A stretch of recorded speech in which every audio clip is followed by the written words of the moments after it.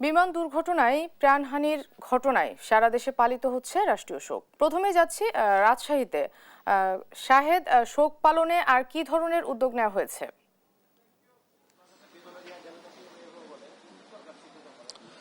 ধন্যবাদ মনা।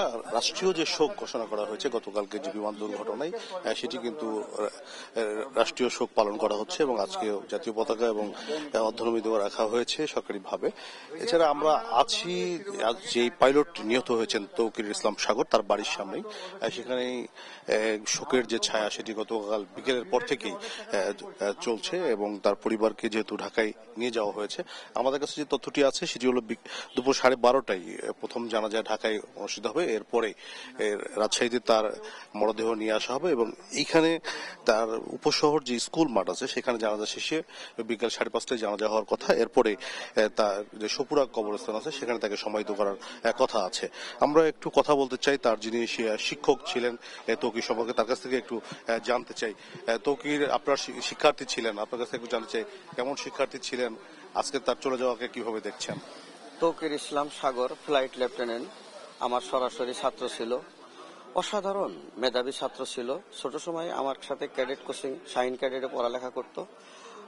1 বছর ক্যাডেট করেই সে পাবনা ক্যাডেট কলেজে চান্স পেয়েছিল এবং সে পাবনা ক্যাডেট কলেজ থেকেই কিন্তু বিমান বাহিনীতে যোগদান করে। আমি শিক্ষক হিসাবে গতকালকে থেকেই খুবই মর্মাহত। শাহিন ক্যাডেট রাজশাহী শাখা শোকাহত হয়েছে।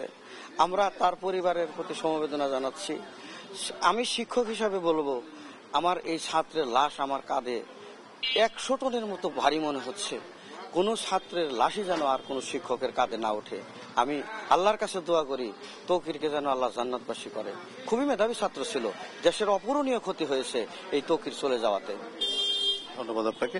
আমরা কথা বলছিলাম তার শিক্ষক যিনি, তার সঙ্গে আমরা যদি একটু দেখা করি যে এখানে পুরো তার স্বজনরা যারা এখনো ঢাকায় যাননি তারা বাড়িতে অবস্থান করছেন।